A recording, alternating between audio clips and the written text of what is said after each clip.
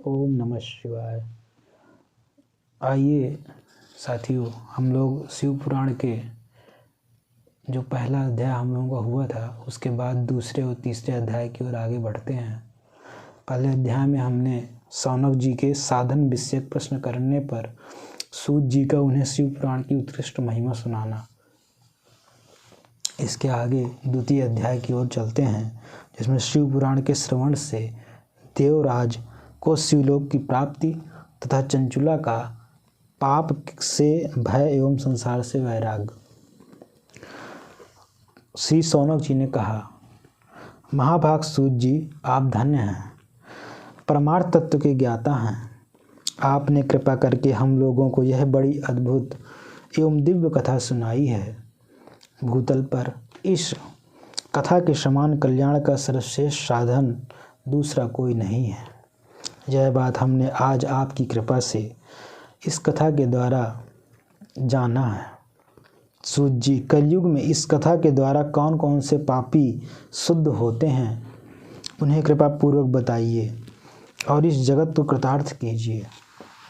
सूत जी बोले, मुने, जो मनुष्य पापी, दुराचारी, खल तथा काम क्रोध आदि में निरंतर डूबे रहने वाले हैं, वे भी इस पुराण के श्रवण पठन से अवश्य ही शुद्ध हो जाते हैं।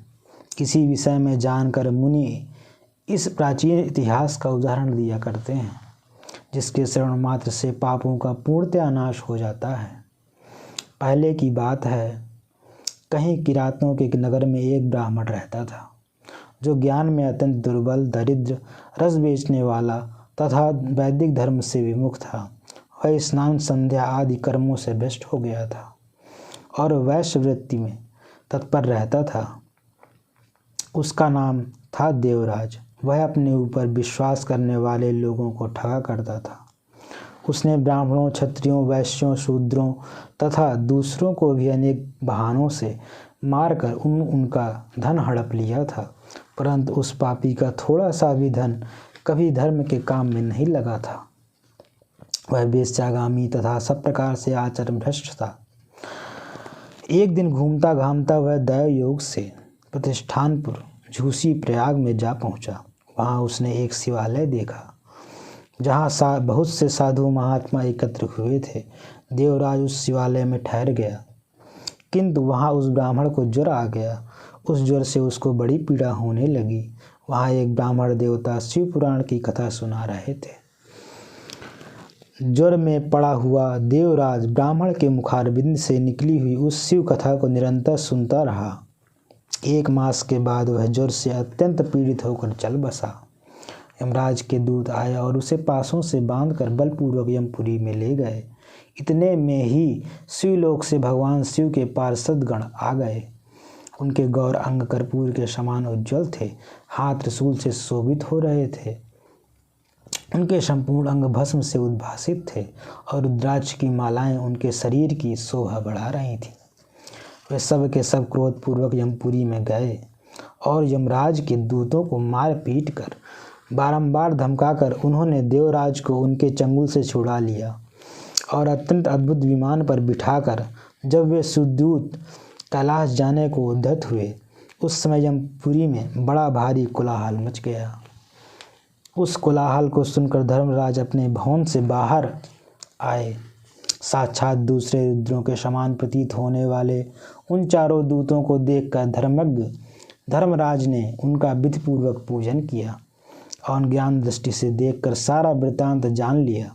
उन्होंने भय के कारण भगवान शिव के उन महात्मा दूतों से कोई बात नहीं पूछी, उल्टे उन सब की पूजा एवं प्रार्थना की। तत्पश्चात वे शिवदूत कैलाश को चले गए और वहां पहुंचकर उन्होंने उस ब्राह्मण को दया सागर सांब शिव के हाथों में दे दिया। शौनक जी ने कहा, महाभाग सूत जी, आप सर्वज्ञ हैं। महामते, आपकी कृपा प्रसाद से मैं बारंबार कृतार्थ हुआ। इस इतिहास को सुनकर मेरा मन अत्यंत आनंद में निमग्न हो रहा है। अतः अब भगवान शिव में प्रेम बढ़ाने वाली शिव संबंधिनी दूसरी कथा को भी कहिए। श्री सूत जी बोले, शौनक सुनो, मैं तुम्हारे सामने गोपनीय कथा वस्तु का भी वर्णन करूंगा, क्योंकि तुम शिव भक्तों में अग्रगण्य तथा वेद वेत्ताओं में श्रेष्ठ हो।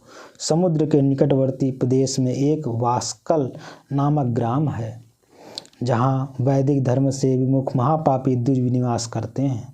वे सब के सब बड़े दुष्ट हैं। उनका मन दूषित विषय भोगों में ही लगा रहता है। वे न देवताओं पर विश्वास करते हैं न भाग्य पर। वे सभी कुटिल वृत्ति वाले हैं, किसानी करते और भांति भांति के घातक अस्त्र रखते हैं। वे व्यभिचारी और खल हैं। ज्ञान, वैराग्य तथा सद्धर्म का सेवन ही मनुष्य के लिए परम पुरुषार्थ है। इस बात को वे बिल्कुल नहीं जानते हैं। वे सभी पशु बुद्धि वाले हैं। जहाँ के द्विज ऐसे हों, वहाँ के अन्य वर्णों के विषय में क्या कहा जाए। अन्य वर्णों के लोग भी उन्हीं की भांति कुत्सित विचार वाले, स्वधर्म विमुख एवं खल हैं। वे सदा कुकर्म में लगे रहते और नित्य विषय भोगों में ही डूबे रहते हैं। वहाँ की सभी स्त्रियां भी कुटिल स्वभाव की, स्वेच्छाचारिणी, पापासक्त, कुत्सित विचार वाली और व्यभिचारिणी हैं। वे सद्व्यवहार तस्थाचार से सर्वथा शून्य हैं। इस प्रकार वहाँ दुष्टों का ही निवास है। उस वास्कल नामक ग्राम में किसी समय एक बिंदुक नामधारी ब्राह्मण रहता था। वह बड़ा अधम था, दुरात्मा और महापापी था। यद्यपि उसकी स्त्री बड़ी सुंदरी थी, तो भी वह कुमार्ग पर ही चलता था। उसकी पत्नी का नाम चंचुला था। वह सदा उत्तम धर्म के पालन में लगी रहती थी, तो भी उसे छोड़कर वह दुष्ट ब्राह्मण वेश्यागामी हो गया था। इस तरह कुकर्म में लगे हुए उस बिंदुक के बहुत वर्ष व्यतीत हो गए। उसकी स्त्री चंचुला काम से पीड़ित होने पर भी, स्वधर्म नाश के भय से क्लेश सहकर भी दीर्घ काल तक धर्म से भ्रष्ट नहीं हुई, परंतु दुराचारी पति के आचरण से प्रभावित हो आगे चलकर वह स्त्री भी दुराचारणी हो गई।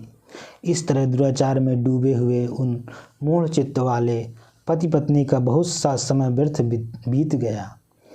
तदनंतर शूद्र जाति वेश्या का पति बना हुआ वह दूषित बुद्धि वाला दुष्ट ब्राह्मण बिंदुक समयानुसार मृत्यु को प्राप्त हो नरक में जा पड़ा। बहुत दिनों तक नरक के दुख भोग कर वह मूढ़ बुद्धि पापी विंध्य पर्वत पर भयंकर पिशाच हुआ। इधर उस दुराचारी पति बिंदुक के मर जाने पर वह मूढ़ हृदया चंचुला बहुत समय तक पुत्रों के साथ अपने घर में ही रही। एक दिन दैवयोग से किसी पुण्य पर्व के आने पर वह स्त्री भाई बंधुओं के साथ गोकर्ण क्षेत्र में गई। तीर्थयात्रियों के संग से उसने भी उस समय जाकर किसी तीर्थ के जल में स्नान किया। फिर वह साधारणतया मेला रखने की दृष्टि से बंधुजनों के साथ यत्र तत्र घूमने लगी। घूमती घामती किसी देव मंदिर में गई और वहां उसने एक दैवज्ञ ब्राह्मण के मुख से भगवान शिव की परम पवित्र एवं मंगलकारिणी उत्तम पौराणिक कथा सुनी। कथावाचक ब्राह्मण कह रहे थे कि जो स्त्रियां परपुरुषों के साथ व्यभिचार करती हैं, वे मरने के बाद जब यमलोक में जाती हैं तब यमराज के दूत उनकी योनि में तपे हुए लोहे का परिघ डालते हैं।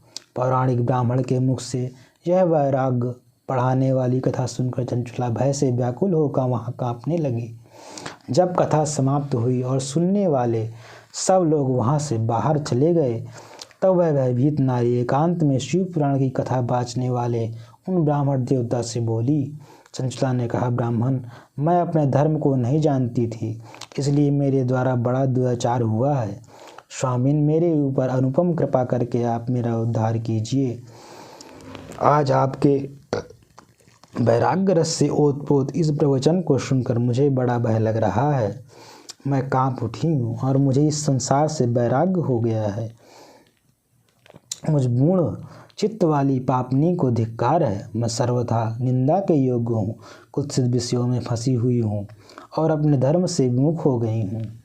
हाय, न जाने किस किस घोर कष्टदायक दुर्गति में मुझे पड़ना पड़ेगा और वहाँ कौन बुद्धिमान पुरुष कुमार्ग में मन लगाने वाली मुझ पापनी का साथ देगा। मृत्युकाल में उन भयंकर यमदूतों को मैं कैसे देखूंगी। जब वे बलपूर्वक मेरे गले में फंदे डालकर मुझे बांधेंगे, तब मैं कैसे धीरे धारण कर सकूंगी। नरक में जब मेरे शरीर के टुकड़े टुकड़े किए जाएंगे, उस समय विशेष दुख देने वाली उस महायातना को मैं वहाँ कैसे सहूँगी। हाय, मैं मारी गई, मैं जल गई, मेरा हृदय विदीर्ण हो गया और मैं सब प्रकार से नष्ट हो गई, क्योंकि मैं हर तरह से पाप में ही डूबी रही हूँ। ब्राह्मण, आप ही मेरे गुरु, आप ही माता और आप ही पिता हैं। आपकी शरण में आई हुई मुझ दीन अबला का आप ही उद्धार कीजिए, उद्धार कीजिए। सूत जी कहते हैं, शौनक, इस प्रकार खेद और वैराग्य से युक्त हुई चंचुला ब्राह्मण देवता के दोनों चरणों में गिर पड़ी। तब उन बुद्धिमान ब्राह्मण ने कृपा पूर्वक उसे उठाया और इस प्रकार कहा। आगे की कथा आगे सुनेंगे।